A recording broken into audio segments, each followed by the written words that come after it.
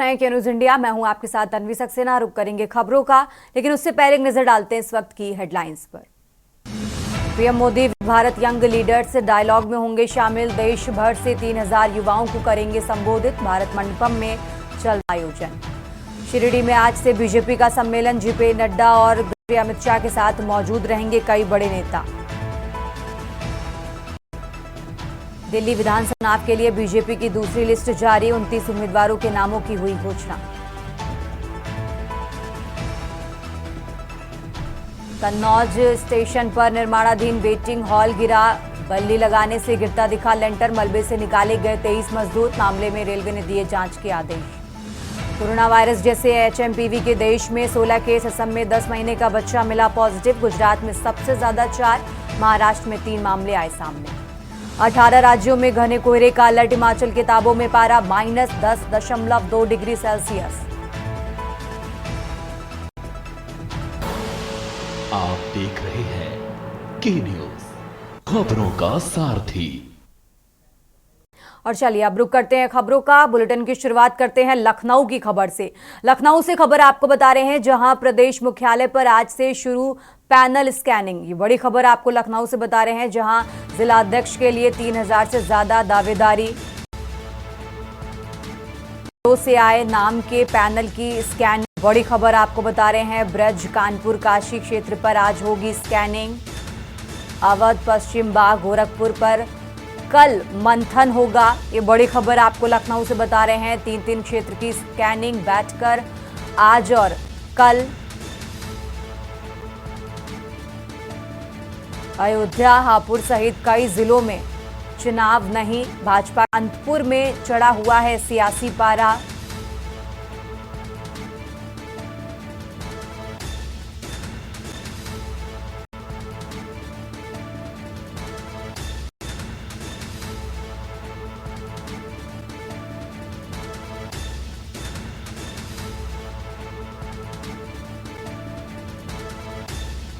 तो ये बड़ी खबर आपको लखनऊ से बता रहे हैं। हर जिले में आवेदन 25 से 30 के करीब है।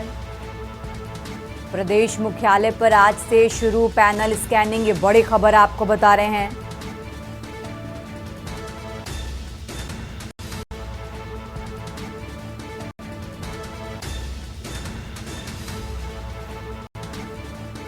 और इसी खबर पर ज्यादा जानकारी के लिए हमारे साथ संदीप मिश्रा जुड़ गए हैं। संदीप, जिस तरीके से प्रदेश कार्यालय में आज से पैनल स्कैनिंग शुरू हो गई है, सबसे पहले तो क्या कुछ अपडेट आपके पास संदीप? देखिए, जिला अध्यक्षों का चयन होना है और जिला अध्यक्षों के चयन को लेकर के अब तक जो है आवेदन की अगर बात करें 3000 से अधिक आवेदन जो है पहुंच चुके हैं कार्यालय पे।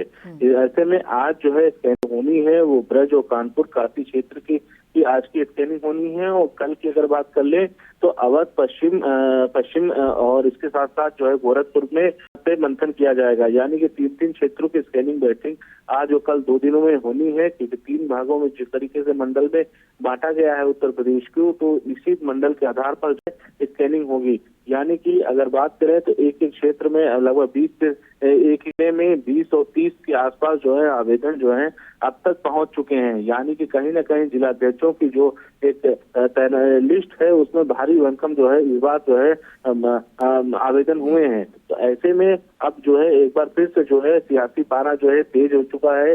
जिला अध्यक्ष बनने की कमान जो है वो सभी पाना चाह रहे हैं, जिले की कमान लेना चाह रहे हैं। इसको लेकर के जो आवेदन है वो लगातार बढ़ते चले जा रहे हैं। जी ठीक है संदीप, बहुत बहुत शुक्रिया आपका तमाम जानकारी दर्शकों तक पहुंचाने के लिए। आप हमारे साथ बने रहिए, हम आगे भी आपसे अपडेट लेते रहेंगे।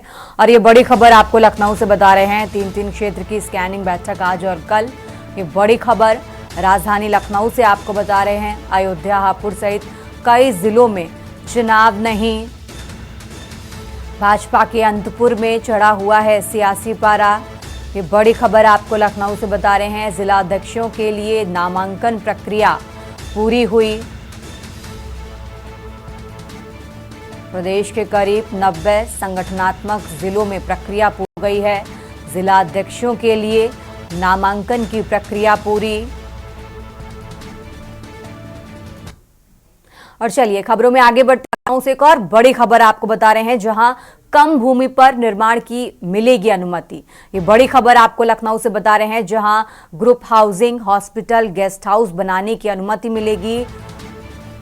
12 मीटर से कम चौड़ी सड़क पर गेस्ट हाउस की अनुमति पर विचार। ये बड़ी खबर आपको बता रहे हैं, जहां यूपी भवन विकास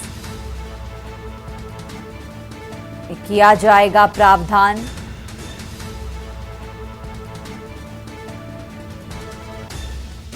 सीएम के समक्ष प्रस्तावित प्रारूप का हुआ प्रस्तुतिकरण। ये बड़ी खबर आपको से बता रहे हैं, जहां सीएम ने सुझाव कि इसे और व्यवहारिक बनाया जाए, जिससे कम भूमि पर ज्यादा निर्माण अनुमति दी जा सके। आपको बता दें, गुजरात महाराष्ट्र की तर्ज पर निर्माण की अनुमति पर विचार हो। एक ही भूमि पर आवासीय व व्यावसायिक निर्माण की अनुमति हो। सभी राज्यों में जरूरत के आधार पर भवन विकास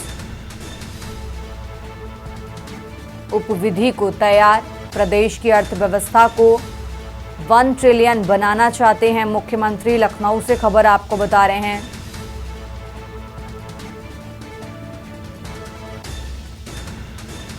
जहां कम भूमि पर निर्माण की मिलेगी अनुमति।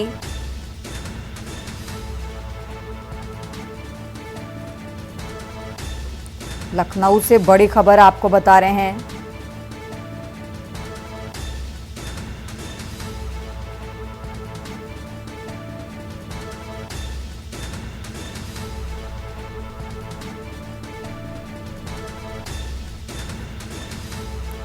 राजधानी लखनऊ से बड़ी खबर आपको बता रहे हैं, कम भूमि पर मिलेगी निर्माण की अनुमति। और इसी खबर पर ज्यादा जानकारी के लिए हमारे साथ संदीप जी जुड़े हुए हैं। संदीप जी, अब कम भूमि पर निर्माण की अनुमति मिलेगी, क्या कुछ प्रोसेस चल रहा है और क्या कुछ लगातार अपडेट आपके पास है, दर्शकों को बताएं। संदीप, देखिए, देश की सरकार जो है भवन विकास उपविधि को जो है काम करने जा रही है, और इस उपविधि को काम करने को लेकर के जिस तरीके से मुख्यमंत्री के पास में प्रस्तुतिकरण किया गया है, उसमें कहीं ना कहीं उत्तर प्रदेश के मुख्यमंत्री योगी आदित्यनाथ ने साफ तौर पे कहा है कि व्यवहारिक बनाया जाए, मतलब इसे कम भूमि में अधिक निर्माण की अनुमति दी जानी चाहिए। जैसे कि होता है कि कम जमीन है आपके पास में और आपको निर्माण करवाने हैं, तो कम भूमि में ग्रुप हाउसिंग कैसे की जाएगी, उसको लेकर के पूरा जो है खाका तैयार किया जा रहा है। यानी कि उत्तर प्रदेश की अगर बात करते हैं, उत्तर प्रदेश में कहीं कहीं जमीनें नहीं बची हैं, तो कम जमीन है, जिसको लेकर के लगातार जो है उत्तर प्रदेश की सरकार एक नए नियम के साथ में इस बात अपना प्रस्तुतिकरण करने जा रही है कि कैसे जो है इसका लाभ मिल सके और कैसे जो है लोगों को इस पर जो है फायदा मिले। यानी कि जो 12 मीटर चौड़ी सड़कें होंगी, वहां पर भी गेस्ट हाउस बनाने की अनुमति दी जाएगी। इस सबके प्रस्ताव को लेकर के जो है डेवलप किया जाएगा। साफ तौर पे जहाँ पे हमने देखा कि गुजरात और महाराष्ट्र में कम जगह पे एक अच्छी हाउसिंग तैयार की जाती है, एक बेहतर निर्माण किया जाता है, उस पर जो है विचार विमर्श उत्तर प्रदेश की सरकार जो है करती नजर आ रही है। ऐसे में जिस तरीके से उत्तर प्रदेश के मुख्यमंत्री योगी आदित्यनाथ का एक सपना है अर्थव्यवस्था को लेकर के $1 ट्रिलियन बनाना चाहते हैं, उसी सपने को साकार करने को लेकर के लगातार प्रदेश की सरकार इन सब बिंदुओं पर काम करती हुई नजर आ रही है। ठीक है संदीप, बहुत बहुत शुक्रिया आपका तमाम जानकारी दर्शकों तक पहुंचाने के लिए। और ये बड़ी खबर राजधानी लखनऊ से आपको बता रहे हैं, कम भूमि पर निर्माण की अब अनुमति मिलेगी। ये बड़ी खबर लखनऊ से आपको बता रहे हैं।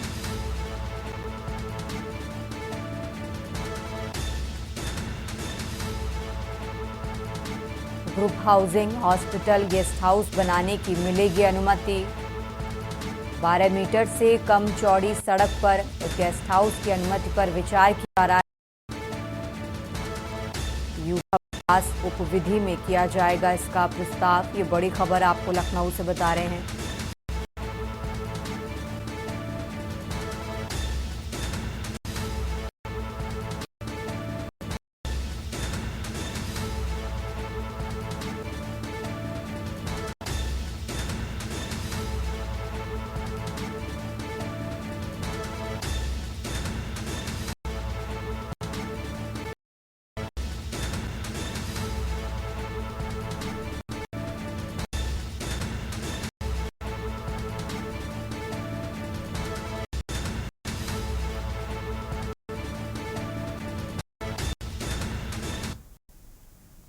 रुक करते हैं अगली खबर का। आप बात कर रहे हैं अलीगढ़ की। अलीगढ़ से खबर आपको बता रहे हैं, जहां शॉर्ट सर्किट से घर में लगी आग।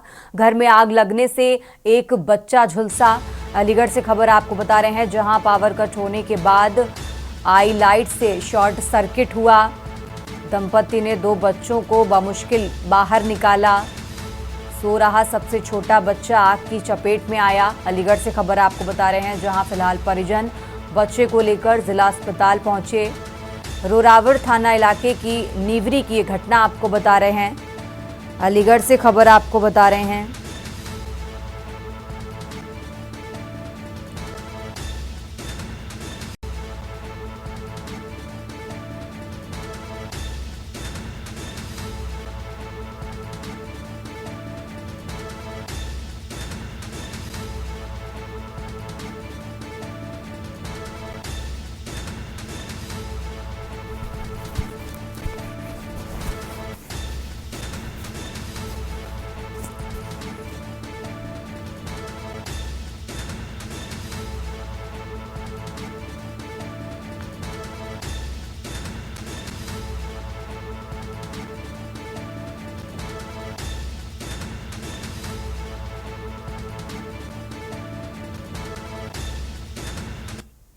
ये बच्चा तो कोई फोल्ड हो गया था, हम सो रहे थे, अचानक फोल्ड हो गया था तो लाइट में आग लगी थी पूरे घर में। किस चीज में आग लगी और कितना चल रहा था? हाँ? किस चीज में आग लगी? अब किस चीज में का मतलब, तार में आँच लगी थी, उस तार के जरिए पूरे घर में आग लगी थी। जो बिस्तर थे जिसमें सो रहा था बच्चा, वो भी जल गई। वो भी जल गया। उसी कारण बच्चा जल गया। हाँ। तो घर में और भी कोई जला है क्या? और नहीं, मैं भी था, मेरे साथ हो रहा था, हमारा बच्चा था। मैं ही जल्दी जल्दी में ये जानी ना के रह हुआ जे एक बड़े भाई छोरा को ले गो मैं अंधेरे में, तो इन भैया ने देखो इनके हाथ पर हो छोरा का मारो जी। करीब जो है अभी 11 बजे के आसपास एक 4 साल के बच्चे जिसका नाम अर्श है, ठीक है, उसको नीवरी मोड़ के पास रोरावर थाने से लेकर आए थे उसके फैमिली मेंबर्स, जो कि करीब 20% के आसपास जला हुआ है। जो कि बता रहे थे कि ये एक्सीडेंटली आग लगने की वजह से घर में जो है बच्चे को एक क्षति हुई है।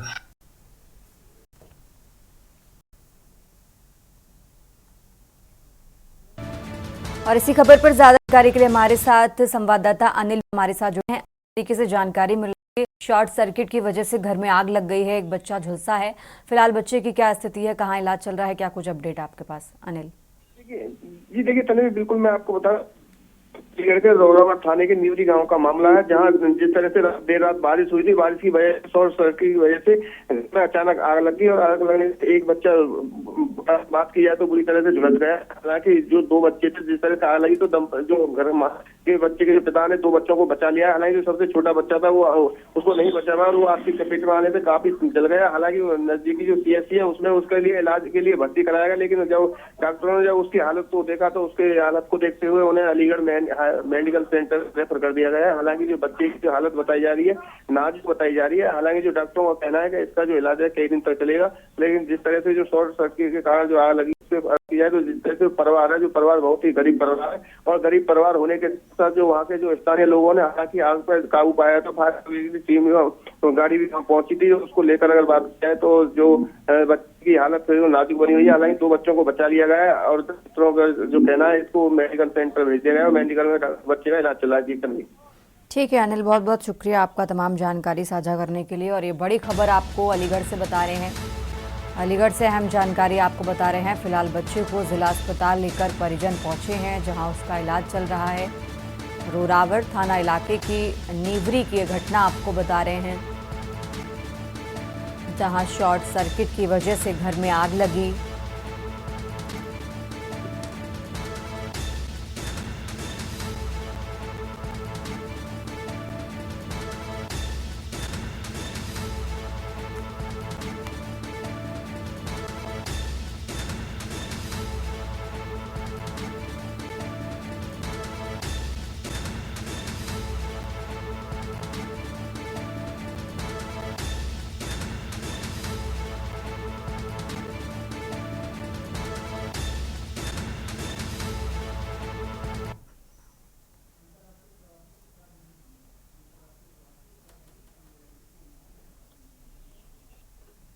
और सीधा आपको लिए चलते हैं देहरादून, जहां अंतर्राष्ट्रीय उत्तराखंडी प्रवासी सम्मेलन में सीएम पुष्कर सिंह धामी पहुंचे हैं। तस्वीरें देख लेते हैं। उत्तराखंड के जो प्रवासी हैं उन्होंने वास्तव में अपनी मेहनत से, अपनी लगन से और अपनी ईमानदारी से एक बड़ा हासिल किया है। जहाँ व्यक्ति गए हैं उन्होंने एक अपनी इज्जत बनाई है, देश के अंदर हो, दुनिया के अंदर हो। और मैं सच बताऊं तो कई बार बड़े मंदिर जब मैं जाता था तो मुझे लगता था कि देश के अंदर अनेक बड़े बड़े राज्य हैं और उनका अपना एक अलग महत्व है, लेकिन जब उत्तराखंड की जो विरासत है, जो हमारे से पहले वाले लोगों ने काम किया है, एक से एक अच्छे से अच्छा काम जिन्होंने देश दुनिया में नाम किया है, तो उनकी विरासत हमारे साथ जुड़ी हुई है। एक बड़ी ताकत के रूप में वो कहीं ना कहीं ऊर्जा प्रदान करती है, अपना संबल प्रदान करती है। मुझे आज प्रसन्नता इस सम्मेलन में विभिन्न देशों से करीब 60 से अधिक प्रवासी भाई बहन इसमें सम्मिलित हो रहे हैं। मुझे विश्वास है कि इस सम्मेलन से मिलने वाला संदेश आप सभी के माध्यम से हजारों उत्तराखंडी प्रवासी भाई बहनों तक पहुंचेगा, क्योंकि मैं ऐसा मानता हूं कि आज आप सब लोग जो यहाँ आए हैं 60 से अधिक लोग, ये केवल 60 लोग नहीं हैं, ये हमारे कई लाखों और हजारों लोगों के आप प्रतिनिधि हैं। और मैं मान सकता हूं कि जो लोग भी यहाँ आना चाहते थे, कुछ लोग और भी आना चाहते थे, किसी का शेड्यूल नहीं बन पाया होगा, किसी का कोई समय नहीं हो पाया होगा, बहुत सारी चीजें, उन तक ये संदेश पहुंचाने में ये सम्मेलन हमारा अवश्य सफल होगा। भाइयों बहनों, आप सभी जानते हैं आज आप विदेशों में रहते हैं, आज जिस प्रकार से उत्तराखंड हर क्षेत्र में आगे बढ़ रहा है, आप सभी गौरवान्वित होते होंगे कि आपके पूर्वजों का राज्य, आपका पैतृक स्थान निश्चित रूप से आज तेजी से आगे बढ़ने वाले राज्यों में आगे बढ़ रहा है, चाहे ज्ञान विज्ञान का क्षेत्र हो, व्यापार उद्योग का क्षेत्र हो या शिक्षा या चिकित्सा का क्षेत्र हो, हर क्षेत्र में आज हम प्रगति कर रहे हैं। आप लोगों ने विश्व के विभिन्न देशों में जाकर न सिर्फ अपनी अलग पहचान बनाई है, बल्कि अपने कार्यों से देश का भी और देवभूमि उत्तराखंड का भी आपने सम्मान बढ़ाने का काम किया है। आपने मान सम्मान को आगे बढ़ाया है, नाम रोशन किया है। आपकी मेहनत, उपलब्धियां और दुनिया में उत्तराखंड का नाम रोशन करने में आप सभी ने जो योगदान दिया है वो बहुत प्रेरणादायक है। निश्चित रूप से आपकी इस मेहनत से, आपकी लगन से आपने जो पहचान बनाई, आपने जो विशिष्टता प्राप्त की, आपने जो अनुभव प्राप्त किया, वो हमारे लिए भी प्रेरणादायक है। आप सभी के अनुभव न केवल हमारी सरकार के लिए बल्कि प्रत्येक उत्तराखंडी के लिए एक पाथे का काम करेंगे, एक मार्गदर्शन का काम करेंगे। इस सम्मेलन के माध्यम से हम विकसित एवं आत्मनिर्भर उत्तराखंड बनाने की हमारी यात्रा में आप सभी के सहयोग के आकांक्षी हैं, क्योंकि मैं जब देश के विभिन्न स्थानों पर गया और दुनिया के भी कुछ स्थानों पर गया तो वहाँ पर लोगों ने अपने बहुत अच्छे अच्छे सुझाव हमारे सामने दिए, बहुत सारे उनके विचार हमारे सामने आए। तो हमारे मन में आया कि क्यों ना एक दिन पूरे वर्ष में आप सब लोगों का एक सम्मेलन आयोजित किया जाए। पहले हमने देश भर के रहने वाले लोगों का आयोजन किया, उसके बाद हम पिछले साल से जब से आपसे संपर्क कर रहे थे तब से हम सोच रहे थे कि आप सब लोगों को भी जरूर यहाँ बुलाएं, लेकिन हम ये सोच रहे थे कि भाई वो समय कौन सा ठीक होगा जिसमें आपको भी असुविधा न हो, आपकी सुविधा भी बन जाए। तो हमारे देश के प्रधानमंत्री जी लगातार अंतर्राष्ट्रीय भारतीय सम्मेलन करते हैं, इस बार उड़ीसा में था, तो हमने कहा कि उस सम्मेलन में अधिकांश लोग आएंगे और उसके आसपास ही हम सम्मेलन की तिथि रखें। उसी के लिहाज से हमने ये सम्मेलन आयोजित किया और निश्चित रूप से मुझे लगता है कि जैसे अभी हमारी मुख्य सचिव यहाँ से बता रही थी आप सब लोगों को कि बहुत सारे लोग आज जो हमने अपेक्षा की है, जो हमारी आकांक्षा है राज्य को आगे बढ़ाने में, आपके विचार, आपका अनुभव, वो हमको मिलना प्रारंभ हो गया है। भाइयों बहनों, उत्तराखंड की संस्कृति अपने आप में विशिष्ट है। हमारे यहाँ के लोगों की व्यवहार, में एक अलग ही अपनत्व की भावना होती है जो हम सभी लोगों को एक दूसरे से जोड़कर रखती है। चाहे हम दुनिया में ही रहें तो निश्चित रूप से हम अलग रूप से सीधे सच्चे परिश्रम करने वाले मेहनती लोगों के रूप में हमारी एक पहचान होती है और हर एक व्यक्ति हम लोगों पर भरोसा भी करता है कि अच्छे भी होंगे, सच्चे भी होंगे और ईमानदार भी होंगे और काम के भी पक्के होंगे और कमिटमेंट के भी पक्के होंगे। जब पहाड़ का कोई व्यक्ति किसी दूसरे देश में बसता है तो वो अकेले नहीं बसता है, बल्कि अपने साथ यहाँ की संस्कृति, भाषा, खान पान और अपनेपन की भावना को लेकर वहाँ जाता है और सबको सहेजने का काम करता है। पिछले 3 वर्षों में मैंने विभिन्न स्थानों पर जाकर इसका अनुभव किया है। मैंने उस समय जहाँ भी मैं देश में गया, मैंने सबका अपनापन देखा, उनकी सरलता देखी और ये महसूस किया कि भले ही वो लोग उत्तराखंड से दूर हैं, लेकिन वो अपनी मिट्टी से जुड़े हुए हैं, उनके भीतर उत्तराखंड बसा हुआ है। और मैं ये कहना भी चाहता हूँ आप सबसे कि मिट्टी होती है जो सबको पैदा करती है, सब अवसर देती है उगने का, खिलने का, बढ़ने का, और जो अपनी मिट्टी से कट जाता है, यानी मिट्टी से थोड़ा दूर चला जाता है, तो कहीं ना कहीं वो कमज़ोर हो जाता है। इसलिए हमने ये सम्मेलन आयोजित किया कि ये इस दिशा में सबको कहीं ना कहीं एक भाव देने का काम करेगा और इससे आप में से कई प्रवासी उत्तराखंडी भाई बहन अपने गाँव को गोद लेकर आज समर्पित होकर कार्य कर रहे हैं। वो अत्यंत ही प्रेरणादायक है। तो अंतर्राष्ट्रीय प्रवासी उत्तराखंडी सम्मेलन में पहुंचे सीएम पुष्कर सिंह धामी को आपने सुना। हम खबरों में आगे बढ़ते हैं, आप बात कर रहे हैं कानपुर की। कानपुर से खबर आपको बता रहे हैं, जहां गैस टैंकर और पिकअप में हुई भिड़ंत। एलपीजी टैंक में रिसाव से गैस लीकेज होने हुआ, ये बड़ी खबर आपको बता रहे हैं। नेशनल हाईवे पर लगा लंबा जाम, पुलिस के साथ ही इंडियन गैस के कर्मचारी भी पहुंचे।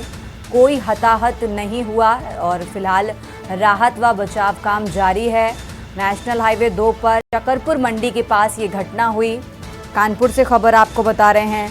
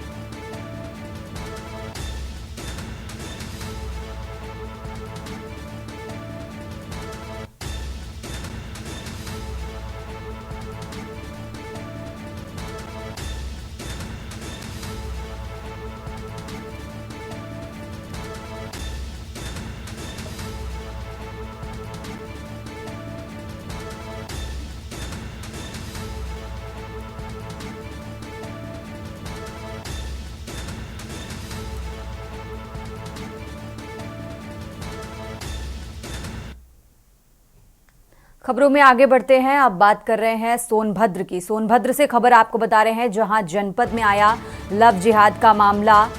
सद्दाम ने अभिषेक बनकर विधवा को प्रेम में फंसाया। साल 2016 में सद्दाम के संपर्क में आई थी विधवा। सोनभद्र से खबर आपको बता रहे हैं, शादी का झांसा देकर कई सालों तक करता रहा यौन उत्पीड़न। शादी के लिए धर्म परिवर्तन का दबाव बनाया, नाम बदलकर किया था विधवा से दोस्ती। सोनभद्र से खबर आपको बता रहे हैं, शारीरिक शोषण के दौरान युवक ने वीडियो भी बनाया। विधवा महिला के गर्भवती होने पर गर्भपात करवाया। पीड़िता ने पुलिस से लगाई गुहार और जहां सुनवाई नहीं हुई, कोर्ट के आदेश पर रॉबर्ट्सगंज कोतवाली में मामला दर्ज किया गया है। जनपद की रॉबर्ट्सगंज कोतवाली का ये पूरा मामला आपको बता रहे हैं।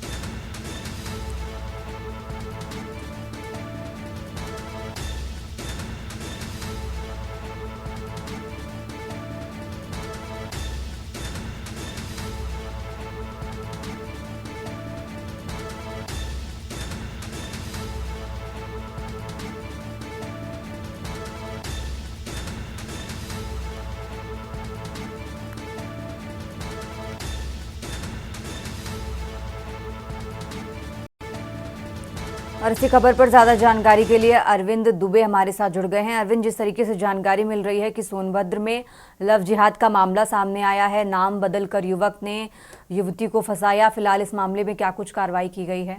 अरविंद जी, बता दें कि मामला है ये सोनभद्र जनपद के रावत सिंह कोतवाली क्षेत्र का। बताया जा रहा है कि पीड़िता जो है कोतवाली में कई बार तहरीर दी, बावजूद इसके जब उसका नहीं सुनवाई हुई तो कोर्ट का सहारा लेती है और कोर्ट के आदेश पर मुकदमा दर्ज होता है।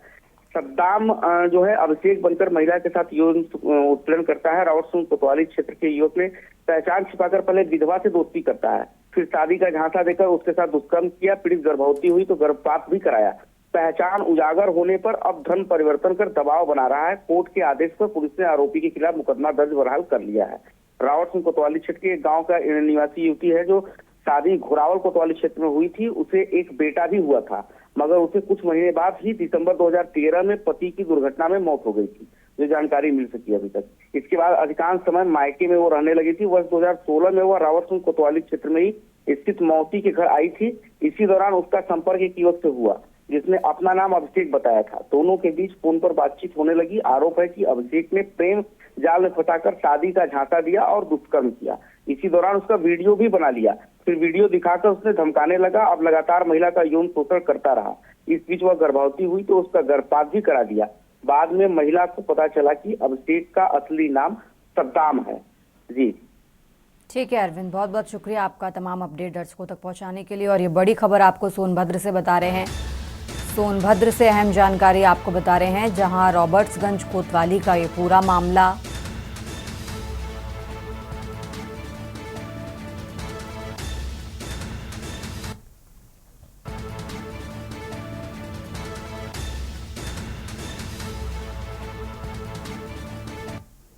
यहां रुकते हैं एक छोटे से ब्रेक के लिए, फौरन हाजिर होते हैं। आप देख रहे हैं के न्यूज, खबरों का सारथी। और इसी बीच आ रही है सहारनपुर से खबर, जहां पर प्रधानमंत्री द्वारा भ्रष्टाचार मुक्त भारत बनाने के सपने को सरकारी कुर्सी पर जमे लोग ही पलीता लगाते नजर आ रहे हैं। ताजा मामला रामपुर मनिहारन ईदगाह रोड बाईपास स्थित एक कब्रिस्तान का है, जहां पर कब्रिस्तान की भूमि पर नगर पंचायत और डूडा विभाग ने मिली भगत कर पीएम आवास योजना के तहत 17 आवास बनवा डाले। और किसी भी पात्र से आवास बनवाने से पहले ना तो कागजात देखे गए और ना ही कोई छानबीन ही की गई। चंद पैसे कमाने की खातिर सारे नियम कानून ताक पर रख दिए गए। डीएम मनीष बंसल के आदेश पर हल्का लेखपाल द्वारा एक भूमाफिया पर कब्रिस्तान की जमीन को अवैध रूप से बेचकर संपत्ति अर्जित करने को लेकर संगीन धाराओं में मुकदमा दर्ज कराया। जांच के बाद यह भी स्पष्ट हुआ है कि खसरा नंबर 1022 की भूमि अभिलेखों में कब्रिस्तान के रूप में दर्ज है।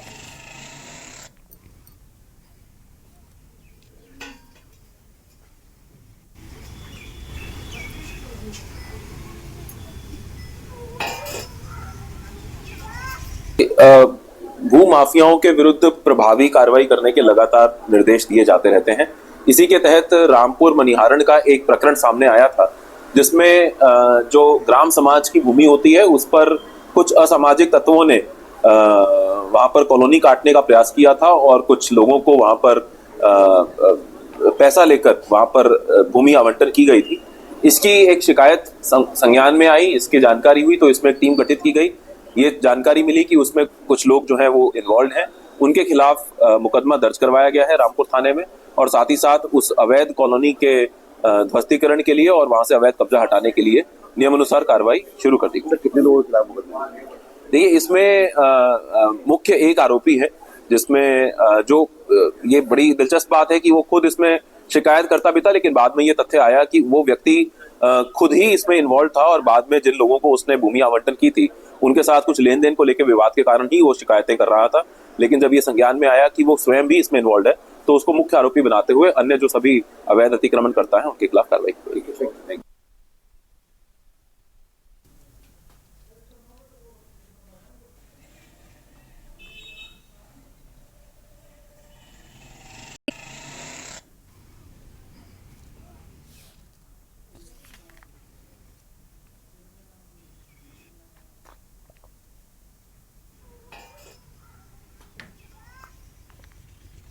तो खबर आपको बता रहे हैं सहारनपुर से। योजना के तहत ये बड़ा भ्रष्टाचार देखा जा रहा है। कब्रिस्तान में ही 17 पीएम आवास बनाए गए। कब्रिस्तान की भूमि पर ये बड़ा भ्रष्टाचार देखा जा रहा है और हमारे साथ हमारे संवाददाता भी इसी खबर पर जुड़ चुके हैं।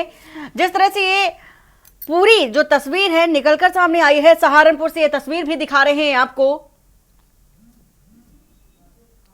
काशिफ, जिस तरह से ये मामला निकल कर आया कि कब्रिस्तान की भूमि पर जो पीएम आवास है वो बनाए गए और जब खुलासा हुआ तो इतनी बड़ी तादाद में आवास भी देखे गए। भ्रष्टाचार की जो नींव है वो कहां से शुरू हुई? जी बिल्कुल वंदना जी, ये मिली भगत का पूरा कार्य है जहां पर जो विभाग है, विभागीय अधिकारी भी इसमें कहीं ना कहीं संलिप्त दिखाई दे रहे हैं। जहां पर एक तरफ प्रधानमंत्री द्वारा भ्रष्टाचार मुक्त भारत बनाने का सपना और प्रदेश के मुख्यमंत्री द्वारा देखा जा रहा है, वहीं दूसरी तरफ ऐसे मामले सामने आना जहां पर कब्रिस्तान की भूमि पर ही, ये रामपुर मनियारान इलाके में ईदगाह रोड पर जो भूमि है कब्रिस्तान की, वहां पर नगर पंचायत और डोडा विभाग से मिली भगत करके ये 17 पीएम आवास जो बनाए गए हैं, इनके पूर्व किसी के भी कोई कागजात किसी प्रकार के नहीं देखे गए, कोई जांच नहीं की गई किसी प्रकार की भी। केवल चंद पैसे कमाने की खातिर भ्रष्टाचार में लिप्त जो अधिकारी कर्मचारी हैं और एक जो जिसको भूमाफिया कहा जाए तो गलत नहीं होगा, उस प्रकार के लोगों द्वारा ये कब्रिस्तान की जो भूमि है, वक्फ बोर्ड की जो भूमि है, इसी पर ही 17 पीएम आवास बना दिए गए, आवंटित कर दिए गए और वहां पर लोग निवास भी कर रहे हैं, रह भी रहे हैं। तो कहीं ना कहीं बड़ा मामला जो है बिल्कुल कासिफ, ये बेहद चौंकाने वाली बात भी है क्योंकि जब पीएम आवास के लिए भूमि आवंटित होती है तो उससे पहले जांच परख की जाती है जमीन की, भूमि की। लेकिन ऐसे में पीएम आवास योजना का लाभ देने के लिए ऐसी जमीन का यूज किया गया, इस्तेमाल किया गया जो कब्रिस्तान की थी। ना ही इसमें किसी तरह की जांच बिठाई गई और ना ही किसी तरह के कोई कागजात भी दिखाई दे रहे हैं। लेकिन अब अगर बात करें कार्रवाई की तो किस एंगल से और किस तरह से कार्रवाई अब इस पर की जा रही है और कौन कौन इसकी जद में अभी तक आ चुका है, क्योंकि मामला बड़ा संगीन है। बिल्कुल वंदना, आपने सही कहा कि पहले इसकी जांच की जाती है। कहीं ना कहीं पहले अधिकारी इसमें जांच के लिए जाते हैं पीएम आवास में, फिर उसके बाद में रिपोर्ट बनती है, रिपोर्ट टोडा को नगर पंचायत को जाती है। तो कहीं ना कहीं एक बड़ा भ्रष्टाचार जो है ये देखने को मिला है। और अब अगर मैं वर्तमान स्थिति की बात करूं तो डीएम इसमें अब सम्मिलित हुए हैं। डीएम ने पूरे मामले में कार्रवाई के आदेश दिए हैं और इसमें कार्रवाई जो है बिल्कुल बनती है क्योंकि इसमें कहीं ना कहीं अधिकारी कर्मचारी भी संलिप्त दिखाई दे रहे हैं, क्योंकि बिना विभागीय संलिप्तता के ये कर पाना मुमकिन नहीं है, कोई भी व्यक्ति नहीं कर सकता है। जांच के बाद स्पष्ट हुआ है कि खसरा नंबर जो 1022 है उसकी भूमि अभिलेख जो है वो कब्रिस्तान के रूप में दर्ज है। तो कहीं ना कहीं अब इसमें बड़ी कार्रवाई की और अब सहारनपुर का जिला प्रशासन है, जिलाधिकारी डीएम मनीष बंसल है और कहीं ना कहीं इसमें जो अधिकारी कर्मचारी है उनकी भी संलिप्तता पाए जाने के बाद उनके विरुद्ध भी कार्रवाई की जाएगी। मुकदमा इसमें दर्ज हो चुका है, कार्रवाई जारी है वंदना इसमें। कासिफ, जिस तरह से जो आवास में इस समय पीएम आवास योजना के तहत लोग जो रह रहे हैं, अब उनके लिए आगे किस तरह की कार्रवाई की जाएगी? क्योंकि अब तो वो अपना आवास जिस तरह से उन्हें आवंटित किया गया, उन्होंने अपना निवास बना लिया, क्या उन्हें किसी अन्य जगह शिफ्ट किया जाएगा, किसी अन्य पीएम आवास योजना के तहत लाभ दिया जाएगा? लोग भी इसमें होंगे जिन्हें इसकी जानकारी होगी, जिन्होंने मुझे लगता है कि रिश्वत के माध्यम से या किसी अन्य माध्यम से ये आवास जो है प्राप्त किए हैं। तो कहीं ना कहीं सरकार को और जिला प्रशासन को सहारनपुर की इसकी भी जांच करानी होगी कि इसमें कौन कौन लोग जो आवास जिनके बने हुए हैं, जो सम्मिलित है, इसमें शामिल हैं, कौन लोग हैं और कौन लोग पात्र हैं जिन्हें जो प्रधानमंत्री आवास योजना है या अन्य आवास योजना के तहत जो सरकारी जो सुविधा है वो मुहैया कराई जा सकती है। तो कहीं ना कहीं इसमें वो लोग भी शामिल होंगे, वो लोग भी सामने निकल कर आएंगे जिन्हें पूरी जानकारी इस भूमि के बारे में पूर्व से होगी और उन्हें पता होगा कि भूमि कब्रिस्तान की है, लेकिन अवैध रूप से वो वहां पर अब निवास कर रहे हैं, रह रहे हैं। जी वंदना।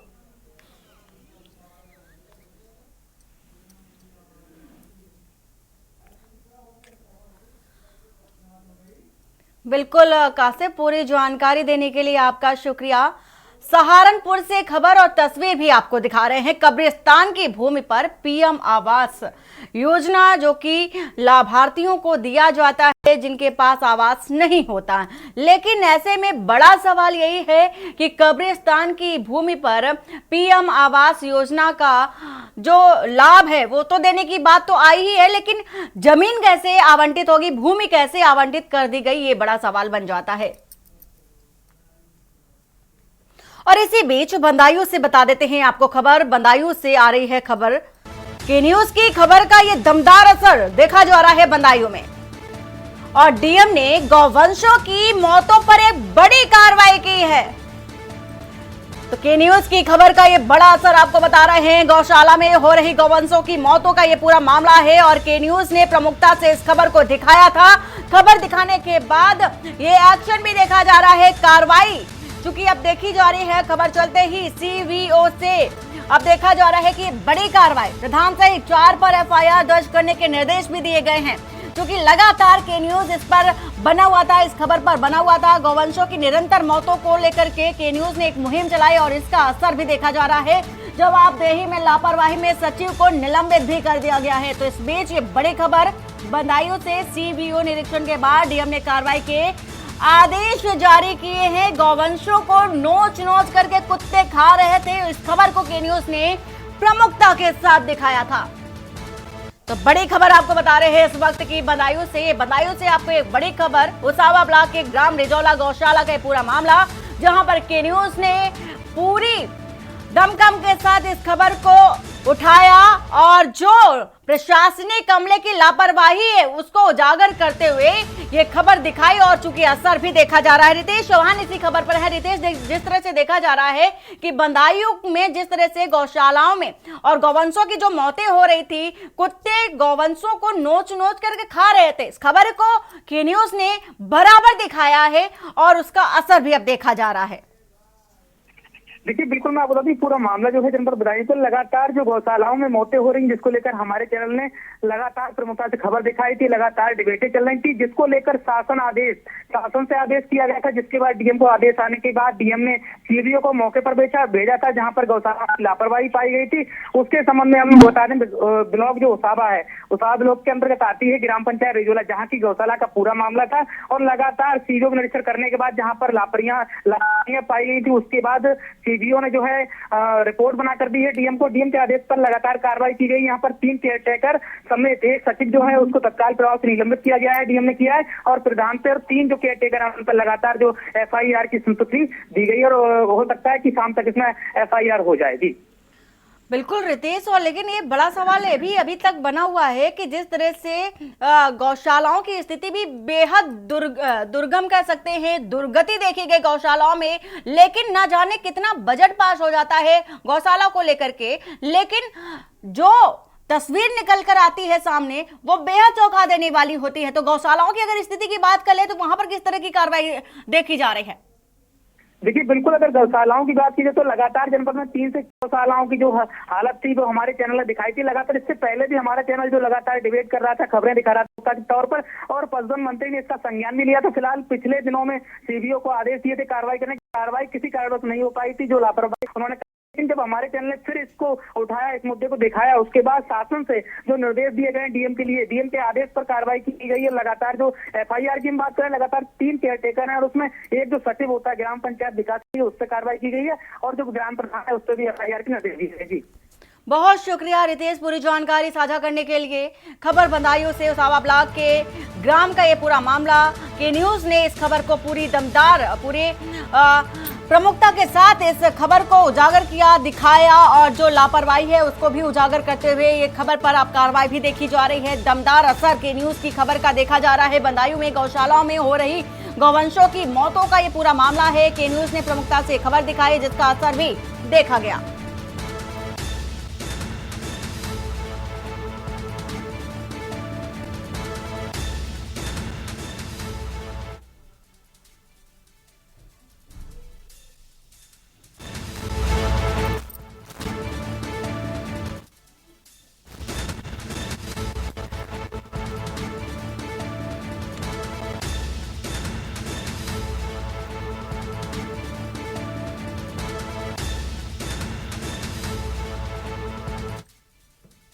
और इसे बेच के कन्नौज से कन्नौज से आपको ये खबर बता देते हैं। तो कन्नौज से आपको एक खबर बता रहे हैं, दिल दहला देने वाला हादसा सीसीटीवी में कैद हुआ है और एक महिला की मौत हो गई है। 2 लोग कानपुर रेफर किए गए हैं जो कि घायल हैं। हादसों भरा शनिवार रहा। एक और हुआ है बड़ा हादसा कन्नौज से। बड़ी खबर, एनसीसी की छात्राओं से भरी पुलिस की गाड़ी ने टक्कर मारी थी। 2 की मौत बताई जा रही है। बाइक सवार पति पत्नी और युवक बहन को टक्कर मारी है। तो सड़क हादसा देखा जा रहा है। हादसे में पत्नी की मौत, बहन और पति गंभीर रूप से घायल है। टक्कर मारते पुलिस की गाड़ी पेट्रोल पंप की दीवार में जा घुसी। तो तेज रफ्तार का ये कहर, 20 से ज्यादा संख्या में गाड़ी में बैठी थी एनसीसी की लड़कियां। और अगर फ्यूल टैंक में घुसती गाड़ी तो बहुत बड़ा हादसा भी हो सकता था। कन्नौज से आपको ये खबर बता रहे हैं, पुलिस गाड़ी चालक मौके से फरार हो गया है। एनसीसी से भरी हुई गाड़ियां थी, लड़कियों से जो एनसीसी कैडेट लड़कियां थी उनसे बड़ी ये गाड़ी थी और पुलिस की गाड़ी ने बाइक सवार को टक्कर मार दी और इसी के साथ ही साथ बाइक पर 3 लोग सवार थे। दिल दहला देने वाला ये हादसा सीसीटीवी में कैद हो गया है। बड़ी खबर बता रहे हैं, कन्नौज से एक महिला की मौत है, 2 लोग घायल हैं जिनकी स्थिति गंभीर है, कानपुर के लिए रेफर किए गए हैं। हादसों भरा शनिवार और एक और बड़ा हादसा, सड़क हादसा देखा जा रहा है और तेज रफ्तार का कहर, एनसीसी की छात्राओं से भरी पुलिस की गाड़ी ने टक्कर मारी और बाइक सवार पति पत्नी और युवक बहन पे टक्कर मारी गई, जिसकी जद में आकर के 2 लोग घायल है। एक की मौत हो गई है। हादसे में पत्नी की मौत हो गई है। टक्कर मारते पुलिस की गाड़ी पेट्रोल पंप की दीवार में जा घुसी। अगर ये एक अंदेशा लगाया जा रहा है कि 20 से ज्यादा संख्या में गाड़ी में एनसीसी की कैडेट लड़कियां बैठी थी, अगर फ्यूल टैंक में ये गाड़ी घुस जाती तो कोई भी बड़ा हादसा हो सकता था। तो ये तेज रफ्तार का कहर कन्नौज में, ये सीसीटीवी का फुटेज आपको दिखा रहे हैं टीवी स्क्रीन के माध्यम से। तो अब ये इन तस्वीरों के माध्यम से ये जो आकलन है कर सकते हैं कि जो ये गाड़ी है एनसीसी से पुलिस की, ये जो गाड़ी है कितनी रफ्तार से आ रही थी और सामने से आ रहे बाइक सवार को टक्कर मार दी। टक्कर लगते ही, जोर का ये टक्कर था, 3 लोग इसकी जद में आ गए। बाइक में 3 लोग सवार थे, पति पत्नी और बहन, जिसमें से पत्नी की मौत हो गई है और पति और जो बहन है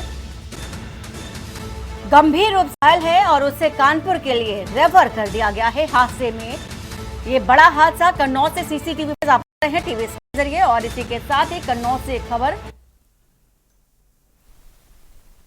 मोड़ पे पेट्रोल पंप है, वहाँ पे एक पुलिस की थी, उससे जो है एक बाइक सवार को टक्कर लग गई। तो इसमें तत्काल जो है पुलिस मौके पे पहुंची। इसके सीसीटीवी फुटेज देखे गए तो उसमें जो है ब्रेल फेल होने की आशंका जताई गई है, उसका टेक्निकल मुआयना कराया जा रहा है। साथ ही साथ इसमें एक महिला की मृत्यु हुई है और इसमें यह बताया जा रहा था कि ड्राइवर जो है शराब के नशे में था, तो उसी समय उसको जो है मेडिकल परीक्षण के लिए भेजा गया, जिसमें अल्कोहल की पुष्टि नहीं हुई है, उसको फिट पाया गया है और ब्रेक फेल होने वाली बात बताई जा रही है। उसका टेक्निकल मुआयना करके शीघ्र ही अपडेट किया जाएगा और इसमें आवश्यक जो भी विधिक कार्रवाई है वो की जा रही है। भाई का एक्सीडेंट हुआ और बहन है और भाई की बीवी है। कैसे एक्सीडेंट हुआ, क्या जानकारी मिली? वो पुलिस की गाड़ी से। क्या हुआ था, क्या कहाँ बहन जा रही थी, कैसे क्या हुआ? हॉस्पिटल से घर आ रही थी। हॉस्पिटल जी। क्या दिक्कत थी? पेट में पथरी बताई थी डॉक्टर ने। हाँ। उसी के लिए गए थे दवा लेने। फिर आते समय एक्सीडेंट हुआ। कहाँ पर? पेट्रोल पंप के सामने। कैसे हुआ है? बहन से, वो मोटरसाइकिल से आ रहे थे। हाँ। और उधर से पुलिस लाइन से बहन आई तेजी में। पुलिस की? हाँ, पुलिस की गाड़ी। पुलिस की गाड़ी। हाँ। वो पेट्रोल में घुस गई, उसी में टक्कर हुई।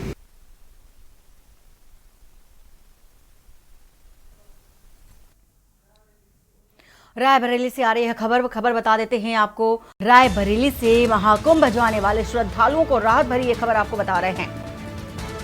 लखनऊ से प्रयागराज एनएच पर पड़ने वाले टोल अब निःशुल्क होंगे, जो कि अब पहले जो टोल टैक्स लगता था अब टोल टैक्स नहीं लगेगा।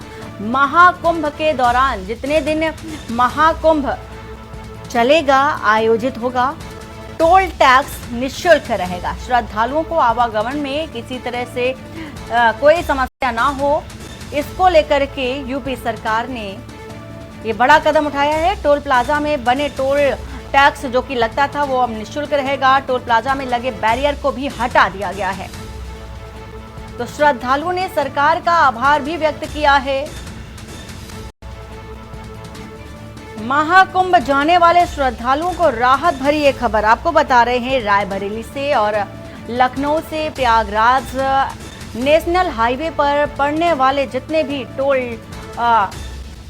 प्लाजा होंगे वहां टोल टैक्स नहीं लगेगा। केशवानंद शुक्ला इसी खबर पर है। केशवानंद, जिस तरह से देखा जा रहा है महाकुंभ अब गिनती के एक ही दिन माना जा सकता है कि एक ही दिन बचा हुआ है, लेकिन यूपी सरकार की ओर से ये बड़ा कदम भी उठाया गया है। अमूमन लोग टोल टैक्स से परेशान होते हैं, लेकिन यूपी सरकार ने एक बड़ा कदम उठाते हुए टोल टैक्स निःशुल्क कर दिया है। जी बिल्कुल वंदना, आपको बता दें रायबरेली में जो भी अस्थायी टोल प्लाजा है, आपको बता दें लखनऊ से लेकर के प्रयागराज तक जाने वाले 3 टोल प्लाजा हैं जो कि अस्थायी रूप से हैं।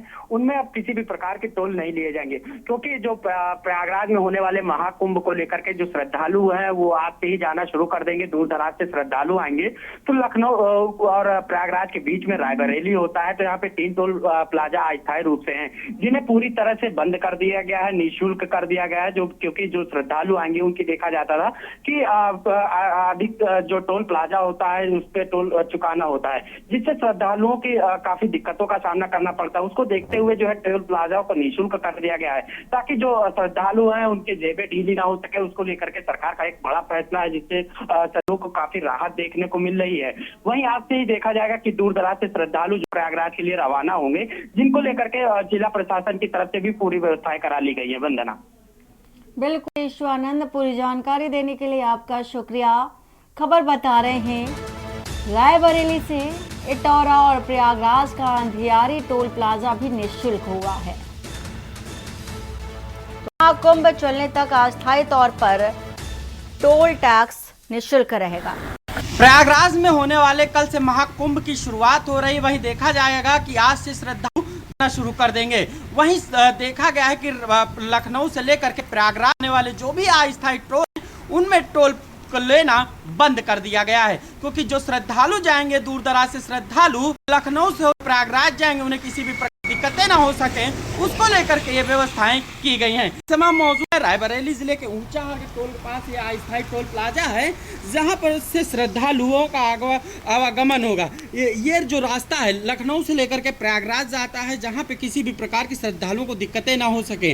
तो जितने भी जो लगभग लखनऊ से लेकर के प्रयागराज तक 3 जो टोल प्लाजा है वो अस्थायी है, जिनमें से अब टोल लेना सरकार बंद कर दिया है, जिससे जो श्रद्धालु हैं उन्हें काफ़ी राहत देखने को मिलेगी। वहीं श्रद्धालुओं की जेबें ढीली नहीं होंगी। ये देख सकते हैं टोल प्लाजा पे किसी भी प्रकार का कोई कर्मचारी यहाँ पे नहीं मौजूद है और पूरी तरह से इस टोल प्लाजा को खोल दिया गया है, ताकि जो भी श्रद्धालु आस्था की डुबकी लगाने जाए उन्हें किसी भी प्रकार की समस्या ना हो सके और दिक्कतें ना हो सके, उसको लेकर के यहाँ पे व्यवस्थाएं कर दी गई हैं। बताया जा रहा है कि दूर दराज से अब श्रद्धालुओं का आवागमन शुरू हो गया है। केशवानंद शुक्ला के न्यूज रायबरेली। और इसी बीच महाराष्ट्र से आ रही है खबर। महाराष्ट्र से बता देते हैं आपको खबर। नागपुर में खासदार क्रीडा महोत्सव का आयोजन किया गया है। इसी के साथ ही सांसद कंगना रनौत, नितिन गडकरी ने उद्घाटन किया है। महाराष्ट्र से ये खबर। कंगना रनौत, नितिन गडकरी ने मैराथन का उद्घाटन किया। तो क्रीडा महोत्सव में 2000 लोगों ने भाग लिया है और इसी के साथ ही साथ नितिन गडकरी और उनके साथ सांसद कंगना रनौत ने भी मैराथन का उद्घाटन किया। तो क्रीडा महोत्सव को लेकर के आपको ये खबर बता रहे हैं और इस महोत्सव में 2000 लोगों ने पार्टिसिपेट किया है, भाग लिया है। और इसी के साथ ही साथ महाराष्ट्र से ये खबर, नागपुर में खासदार क्रीडा महोत्सव का आयोजन किया गया है। तस्वीर आपको दिखा रहे हैं, कंगना रनौत और नितिन गडकरी ने उद्घाटन किया है इस महोत्सव का।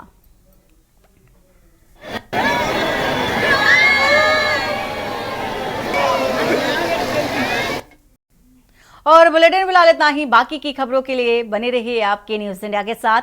नमस्कार।